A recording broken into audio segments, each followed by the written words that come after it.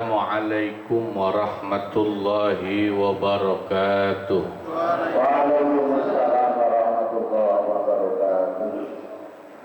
Ila hadratin Nabiyil Mustafa Sayyidina Muhammad sallallahu alaihi wasallam, Syekhina al-Mukarram muallif hadzal kitab wa syarihihi radhiyallahu anhum fa'ana bihim fid darain.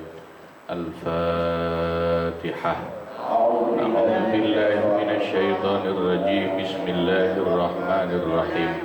Alhamdulillahi rabbil alamin arrahmanir rahim maliki yaumiddin.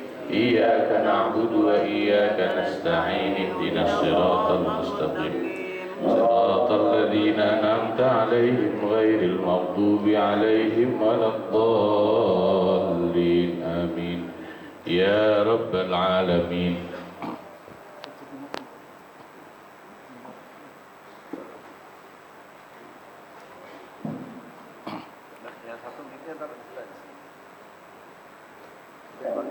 Taruh di depan. Nah, cukup.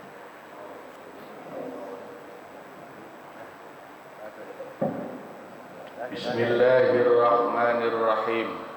Kembali. Ya. Alhamdulillahi rabbil alamin. Wassalatu wassalamu ala sayyidina Muhammadin wa ala alihi wa sahbihi ajma'in. Amma ba'du. Al-mukarramun wal mukarramat, para guru dan para sesepuh yang saya muliakan, bil khusus guru kita Bapak Kiai Haji Muhammad Misjad, Bapak Kiai Haji Ahmad Habibi, Bapak Kiai Haji Abdul Hamid Mustafa, juga pengurus Majelis Ta'lim Ukhuwah Islamiyah Bapak Ustaz Haji Muhammad Basrain, Bapak Ustaz Haji Muhammad Tahir, dan juga pengurus Masjid Baitul Falah Bapak Ustaz Sudiarto dan Bapak Ustaz Haji Muhammad Ramin, bapak-bapak, ibu-ibu jamaah yang dimuliakan Allah. Alhamdulillah, pagi hari yang mubarak ini kita bisa hadir untuk ngaji rutin. Semoga insya Allah semua ditambahkan berkah manfaatnya oleh Allah. Kita lanjutkan ngaji Fathul Mu'in halaman 93 ya. Bismillahirrahmanirrahim. Wa suddiqa nafi wat'in minaz zawjaini biyamini.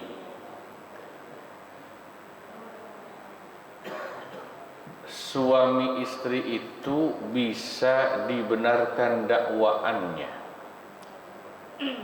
pengakuannya, bahwa mereka belum pernah terjadi hubungan persetubuhan dengan cara bersumpah. Kalau ada suami istri bersumpah mengaku belum pernah berhubungan intim, bisa diterima dakwaannya, pengakuannya. Tentu kalau masuk akal. Pengakuan itu misalnya nikahnya belum lama, belum hamil, belum punya anak misalnya. Nah, kalau udah lama nikahnya, punya anak 3, ngakunya belum hubungan, kan gak masuk akal. Nah, itu jadi sumpah itu juga harus ada dasarnya. Li'annal asla adamuhu, karena kaidah fikih itu berbunyi al aslu al adam, bahwa dasar yang menjadi pokok dari satu masalah itu adalah bahwa persetubuhan itu memang tidak pernah terjadi. Ya, kaidah fikih itu al aslu al adam. Dasar masalah itu memang awalnya tidak ada Itu al-aslu al-adab. Jadi kalau orang ngaku belum pernah hubungan intim dan masuk akal disertai sumpah, ya bisa diterima pengakuan itu. Illa idza ankahaha bi syartil bikarah, kecuali jika si suami menikahi istrinya dengan syarat istrinya harus masih perawan. Tsumma qala, kemudian si suami bilang wajadtuha sayyiban wa lam ata'ha. Suaminya ngomong gini, tapi pas nikah sama saya meskipun saya belum sempat menggauli, dia udah enggak gadis lagi. Faqalat, lalu si istrinya membantah dengan mengatakan bal zalat biwatika, enggak benar itu. Saya ini tadinya masih perawan, jadi hilang keperawanan saya justru karena kau gauli. Ya. Maka siapa yang dibenarkan? Ucapannya fatusaddaqu biyaminiha, ucapan si istrilah yang dibenarkan dengan disertai sumpah tentu. Lidaf'il faskhi, demi alasan untuk menolak terjadinya fasakh nikah atau pembatalan nikah. Ya. Wa yusaddaqu huwa litashtirihi, dan si suami sebaliknya justru yang diterima ucapannya, pengakuannya, karena alasan bahwa si suami hanya harus membayar setengah dari mas kawinnya. In talaqa qabla wat'in, kalau si suami itu nanti mentalak atau menceraikan istri sebelum dia menggauli. Kemarin kan sudah kita bahas ya, kalau suami menceraikan istri dan istri belum pernah digauli, maka mas kawinnya hanya wajib setengah yang dibayarkan, diskon 50%. Sebab si suami belum pernah make ngapa-ngapain istrinya. Nah itu kalau ada masalah ngaku seperti itu, ya penjabarannya seperti tadi. Siapa yang diterima, siapa yang tidak, sumpah itu harus masuk akal juga, nggak boleh asal sumpah.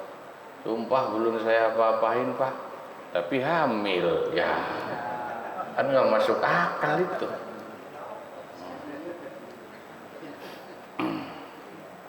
Ya Allah lah. Nah, ini meskipun Idul Adhanya sudah lewat 10 harian, saya mau ngomong sedikit soal kurban, karena ada beberapa cerita yang saya dengar yang ini penting untuk jadi ilmu kita kalau sampai terjadi. Ada di Sungai Bambu itu jamaah cerita, ketika mau Idul Adha, sapinya dikirim naik truk, tadinya dari sono sehat sapinya, begitu mau diturunin kakinya jadi pincang. Itu gimana Pak Ustaz, kira-kira sapi yang kayak begitu masih sah buat kurban apa enggak? Kan gitu ya. Ini kan sesuatu yang kemungkinan terjadi dan bisa akan terjadi terus. Binatang kurban yang tadinya kita beli sehat, tahu-tahu pas dikirim atau sesudah dikirim sakit atau cacat, gitu kan ya.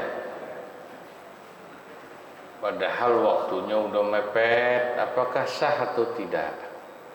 Itu kan jadi pertanyaan.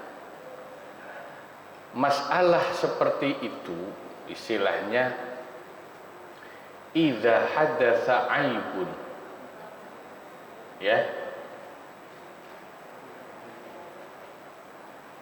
apabila timbul kecacatan, ya, bil adhahi terhadap binatang-binatang yang mau disembelih kurban. Wa kanat qabla dzalika salimatan, dan padahal binatang itu tadinya sehat sempurna. Itu termasuk khilaf antara ulama, ada pendapat, dan itu panjang pembahasan dan rinciannya, itu lumayan panjang. Ada ulama yang berpendapat kalau memang cacatnya itu tidak memenuhi syarat, ya tetap tidak sah itu jadi kurban. Ada yang tetap berpendapat begitu. Tapi ada juga ulama yang berpendapat begini. Di antaranya dari mazhab Hambali ada namanya Ibnu Qudamah, dalam kitabnya Al-Mughni itu mengatakan, idza aujaba udhiyatan sahihatan salimatan minal uyub, ketika ada binatang kurban itu telah menjadi wajib ditakyin sebagai binatang kurban yang sah dan sehat,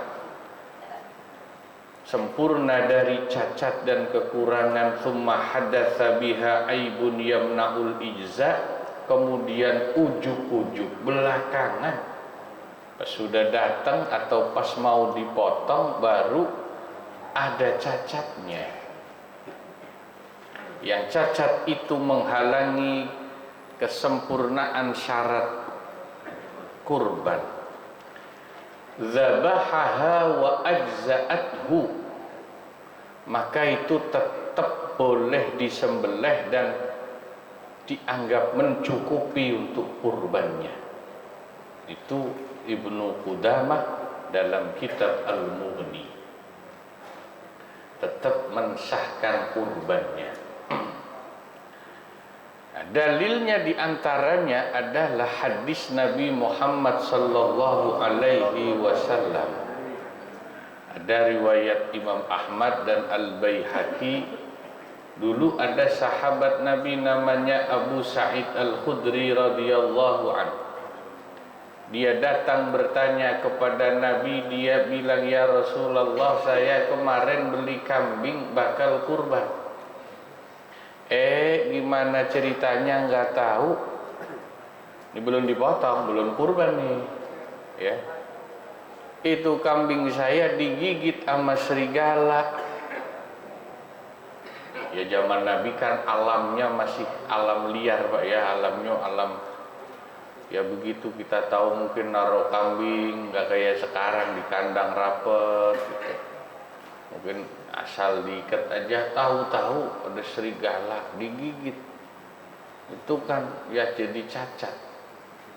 Apa kata Nabi? Dhahi bihi.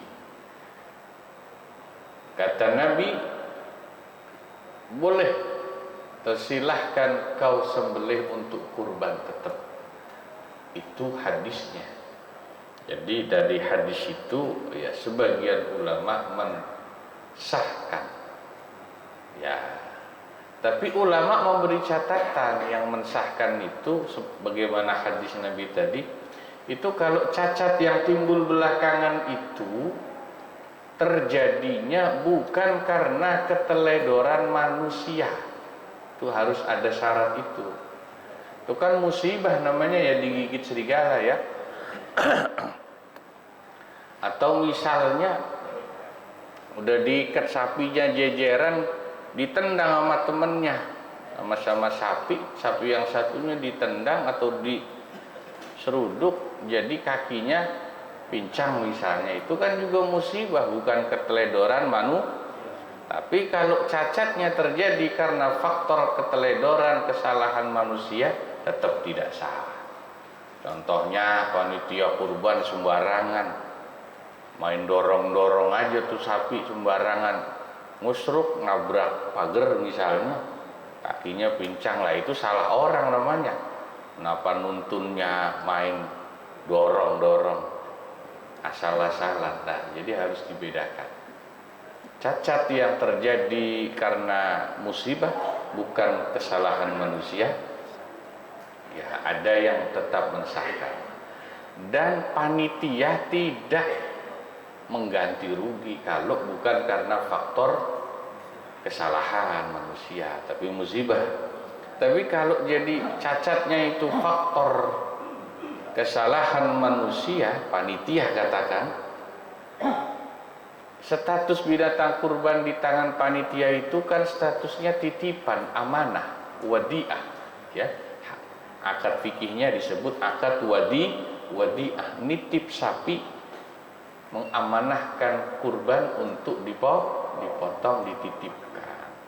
Nah, sebagai penerima amanah atau titipan ya harus amanah, tidak teledor. Kalau sudah tidak teledor tetap terjadi musibah, tidak ada kewajiban mengganti.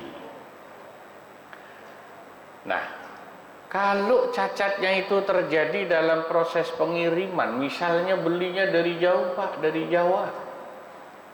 Tadinya si sapinya sehat, kelamaan di jalan, pegel kali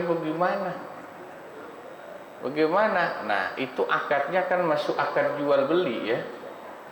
Jual beli binatang kurban antara pembeli yang diwakili panitia dengan penjual binatang kurban. Maka akad jual beli itu harus detail, memasukkan persyaratan tentang masalah pengirimannya harus dibahas dengan lengkap.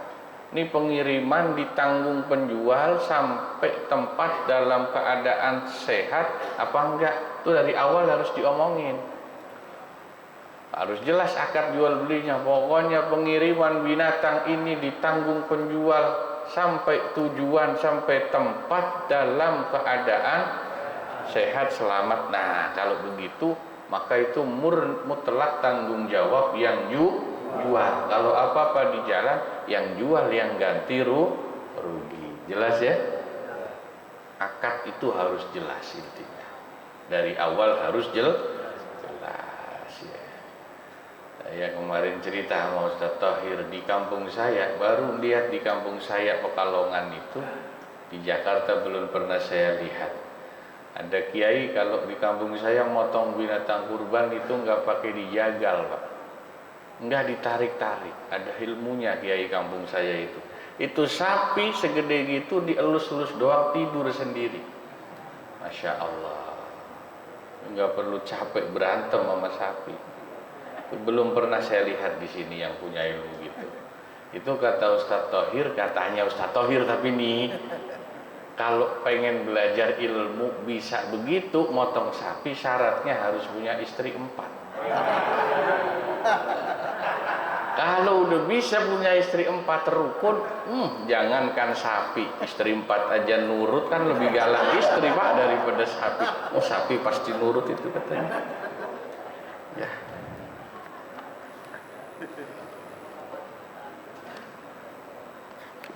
Wa idza ikhtalafa aizaujan fi qadrihi wallahu a'lam bishawab. Ilaihil marji'u wal ma'ab. Kurang lebihnya mohon maaf. Assalamualaikum warahmatullahi wabarakatuh.